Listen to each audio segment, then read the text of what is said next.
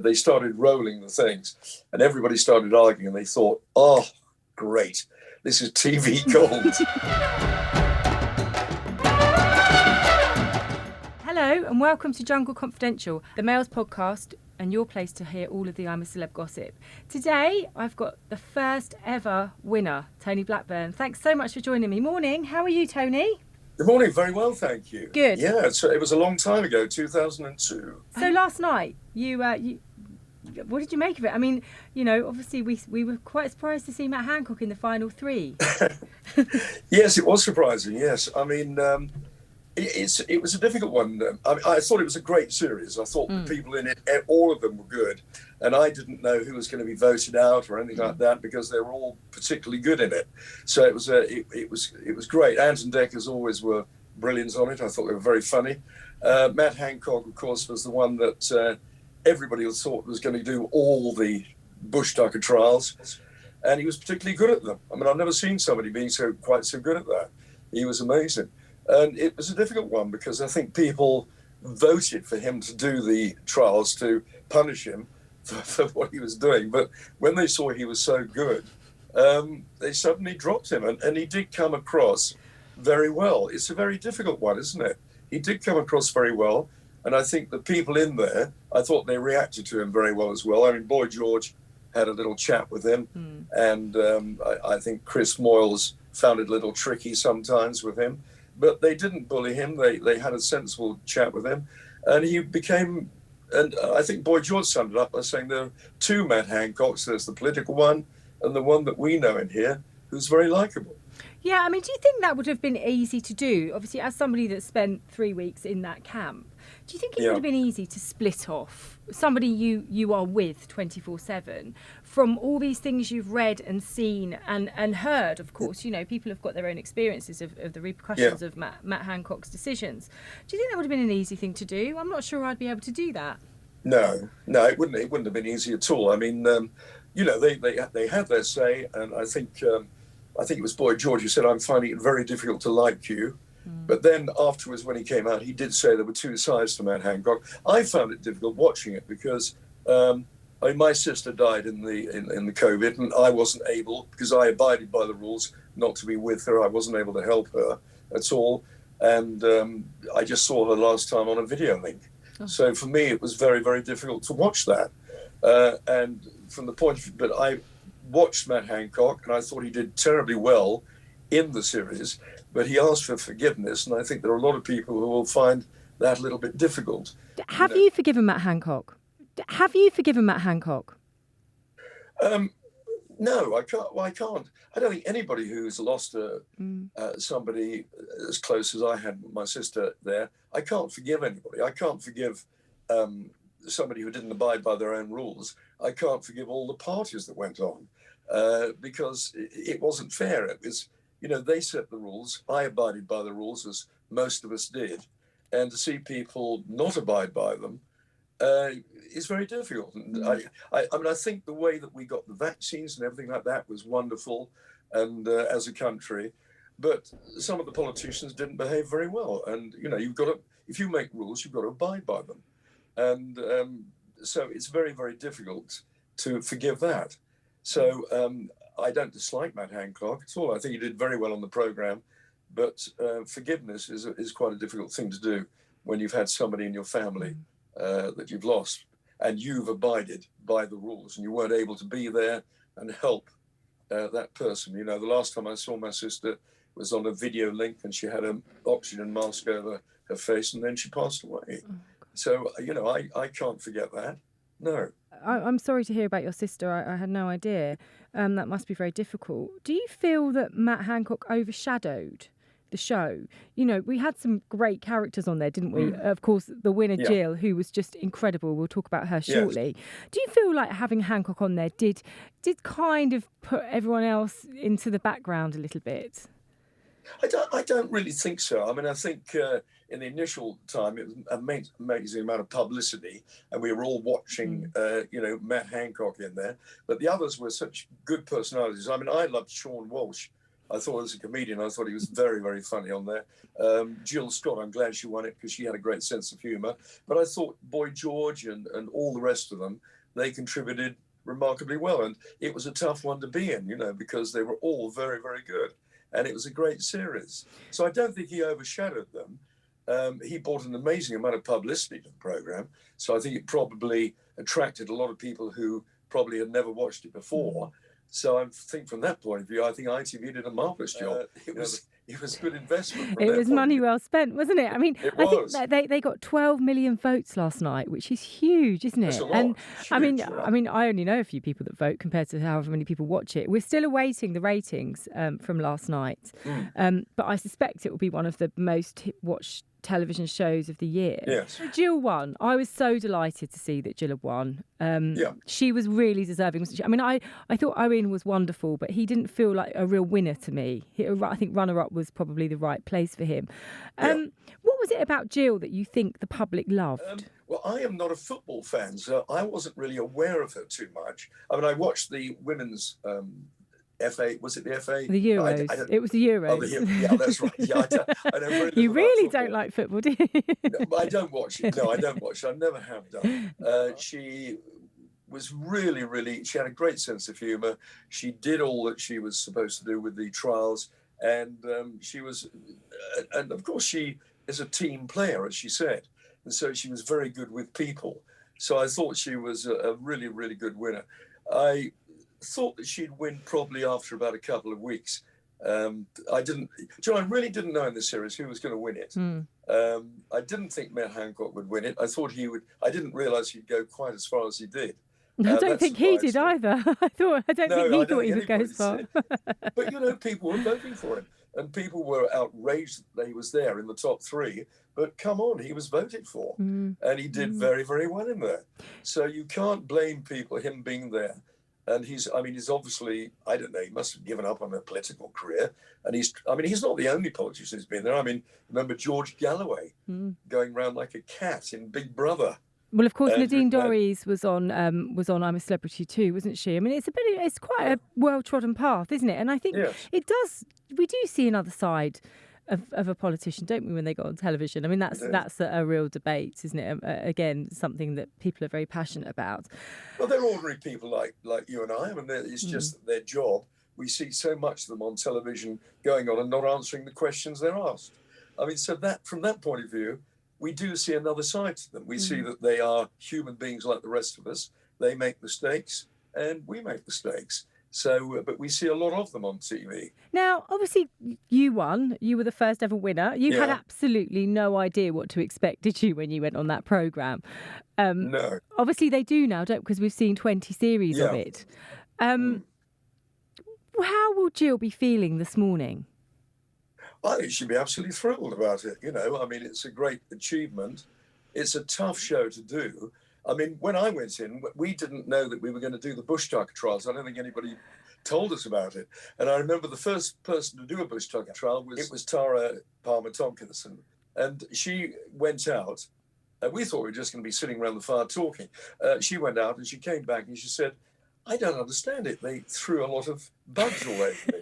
And we said, well, they must have made a mistake. And we didn't realise, nobody had told us about it.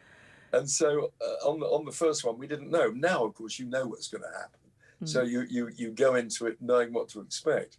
But I think Jill will be absolutely thrilled. I mean, she's achieved something wonderful there. And because it is a tough programme. It's the toughest programme to do. And I wouldn't like to do some of those trials anymore that they're doing. I mean, I think they're horrendous. So they all did very, very well. I mean, I think my dear friend Chris Moores, he was the only one that only bought 1 star back. But, I mean, what he was asked to do was pretty horrible as well. So what was I'm a Celebrity sold to you as then? Because if you didn't know about the bush tucker trials and nobody told you about them, what did you think you were going to do? Sit round a campfire? Well, I thought so. I mean, I went in there. My agent rang me up and said, how would you like to go into the jungle and survive for a couple of weeks? And I thought he was joking. So I said, oh, I'd love that. It sounds great. And about 3 weeks later, he rang me up and said, ITV would like to see you. And I said, what about? He said, well, about the jungle programme. And I said, God, I thought you were joking. So anyhow, I went along there, and they said, do you like outdoor life? And I said, well, not particularly. I've never done any sort of camping or anything like that. And they said, and I said, I'm a vegetarian. So they said, well, what would you eat in the jungle? I said, well, I've not really thought about it. And I said something stupid like, well, there's grass there. You can survive on something.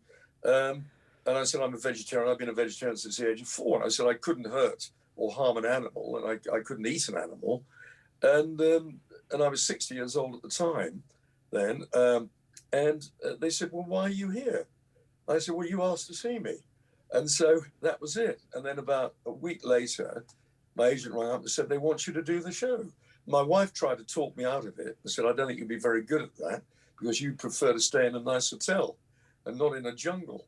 But I said to my wife and my mother, who at the time tried to talk me out of it as well, I said, these opportunities come along once in life, and I couldn't bear to watch the program and love it and think I could have been a part of that. So I said, I'm going to do it. And when I came out, they all congratulated me and said, well, we knew you'd be good at it.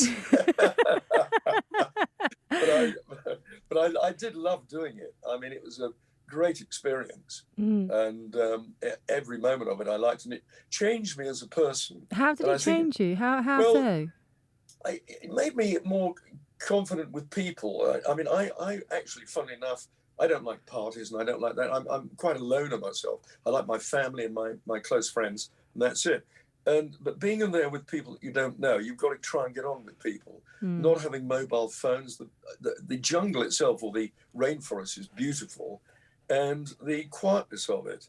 And I was with Nell McAndrew and sitting by the side of a stream talking to Nell McAndrew for hours on end was really, really delightful. And when I came out, I felt at peace with myself. I felt very, very peaceful. And a dear old man came over when I was filling up my car at Brent Cross, and he came over and he had the walking sticks and he came over and he put his arms around me and he said, you have done our generation a lot of good. And I got really tearful, and I thought, that's so sweet, because all these people had voted for me, and I didn't expect them to, So It was a terrific experience. And, I'll always be grateful for the public who voted for me. Well, they loved you, didn't they? One problem we've had, maybe it isn't, people have got their own views on this. There weren't very many women this year, and they all went out very quickly. Now, your year, there were some quite formidable women, as you mentioned, Nell. There was obviously Tara, God bless her, and Christine Hamilton. There were some real strong women, weren't there? I mean, why do you think that they're 21 years on, it wasn't like that this year so much, was it? The public didn't want them. I don't know. I've got no idea. And I thought they were very good. I mean, I thought they were really, really good. All the women. In fact, I thought all of them were good in there. There wasn't one weak link. I thought they were all great. I can't understand why they were voted out. I'm a great Coronation Street fan, so I was sorry to see Sue Cleaver suddenly out there, because I thought she was very good. I thought they were all of them did their part. I think it was just that it was difficult to vote somebody out, and it just happened to be the women went out. I don't know why, but on the other hand, a woman won it. That's very true. Indeed. So it wasn't anything. I don't think anything against women or anything like that. But I think it was a very strong team in there. I think it was probably one of the best ones ever, if not the best one. I agree with you. The one that I did, it was the most argumentative one. Nobody got on well in there. Even before we went in and we all met up in the hotel, they were all arguing. It was unbelievable. So you all met before you went in, so you knew each other were going to... Because now they seem to have changed that, or have they, or are they kidding us? I don't know. We had a sort of before we went in, we were shown different snakes and things like that, and ones to avoid in the jungle. I think it was really to put the fear of God into us. The person taking it said, if you see that snake, get away from it, because that can kill you, and things like that. And we hadn't thought about that. Now, I don't think there's anything in there that will kill you. I mean, you are in the middle of a rainforest, and I remember one evening a snake, quite a dangerous one, did get into the camp, and they quickly got it out, because there are people there to make sure they don't kill you. And so they quickly got out. But you are in the middle of a jungle. I mean, it's totally it's totally what you see on the screen. Some people said to me, "Oh, come on, after you've done the day, you go out and have a pizza," or something like that. But it's not like that at all. It's very tough, and what you see there is totally genuine. So they do say that, I was bitten by a snake while I was in there, but it was only a little snake, and it was like it's not pleasant to have an animal going for you, but it wouldn't kill you. And even if you did have something that went wrong, they've got a lot of medical people there as well, with all the vaccines that you need. So you're aware that they're not trying to kill you, let's put it that way. Well, yeah, no, I think if somebody died, it might be the end of it, mightn't it? So you said that you all argued, which you did. In fact, Christina Hamilton was on here a couple of weeks ago talking about her fury at Tara being given cigarettes. This year, of course, there was Matt Hancock going in there, which caused a little bit of unease. But there wasn't any. For a few years now, the campmates have got on, haven't they? There hasn't been that sort of two-faced television. I think probably people have seen the show, and the celebrities that go in are aware that you can kill a career very quickly on a show like that if you come across badly. So I think they are more aware of it. I think on the one that I did, which was the first one, I think some people forgot. You can't see the cameras when you're in there. On ours, they interviewed you, but they had to ask to interview you if you were out of the camp. So I think some people lost sight of the fact that it was a TV show. I didn't, actually. I realised that, it was a television show, and after a couple of weeks or 3 weeks, you've got to come out. I had a little daughter who was 4 years old, and I had to pick her up from the nursery, and I didn't want to let myself down on the programme. A lot of them were swearing and, getting involved in very heated arguments, and I tried to stay out of that. And I did become like a Henry Kissinger of the jungle, I think, really. I was the oldest there, and I tried to settle disputes, and then one, was settled, then another one broke out. It was all hell in there. But it was interesting. But nobody got on very well. But I think people, I've noticed, they are getting on well. And in this one, there were a lot of people with big characters in there.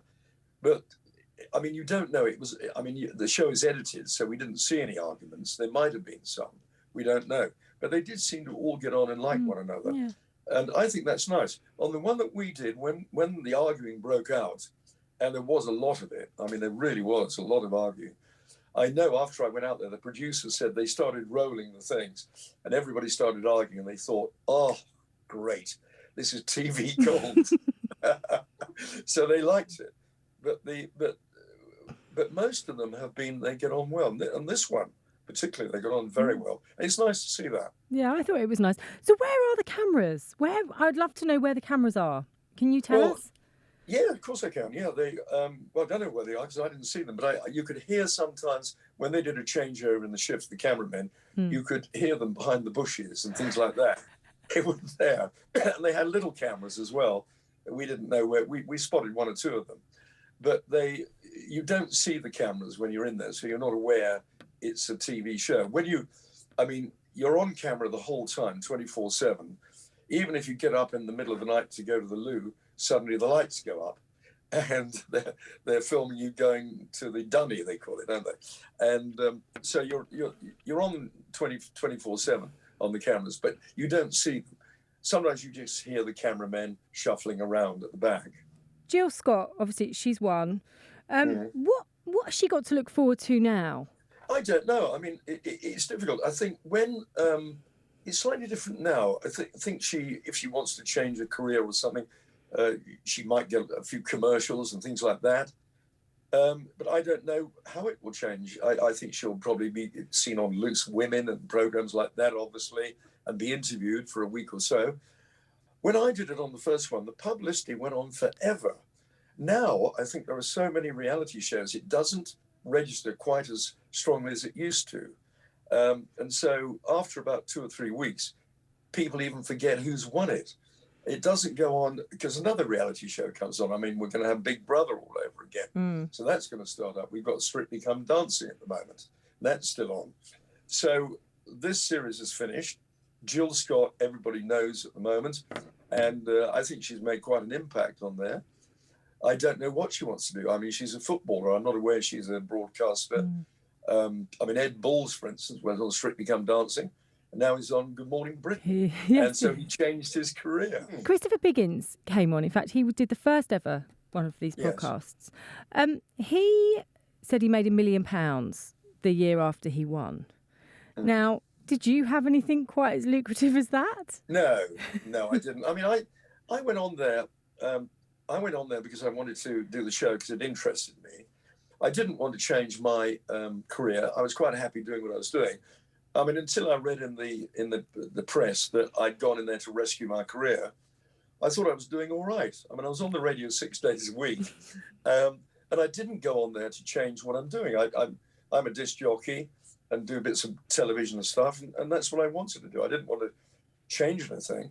I did change the radio stations I was on. I was offered a station that I wanted to be on, but apart from that, nothing. No, I did a commercial, but I certainly didn't earn £1 million out of it.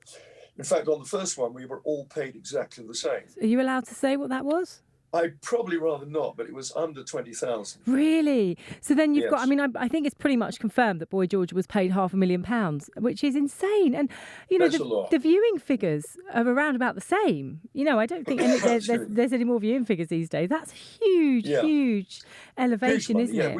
We weren't paid that. It was the first one. We were all paid exactly the same amount of money, which I was glad about. You know, that was good. That's fair, isn't it? That's really fair. Because if you know other people are getting paid more than you... I mean, we weren't paid, £500,000, things like that. Wish we were. Wish we had been.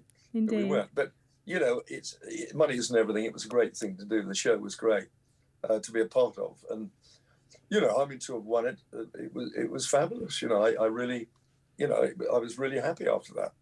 Great, and what great memories you must have of it. Thank you so much for joining me, Tony. It's been lovely to hear your voice and experience about the show. Well, you ought to do it next year. Yeah, right. I think I'll get too hangry. See you later. Thank you so much. Did you? I love the rice and beans.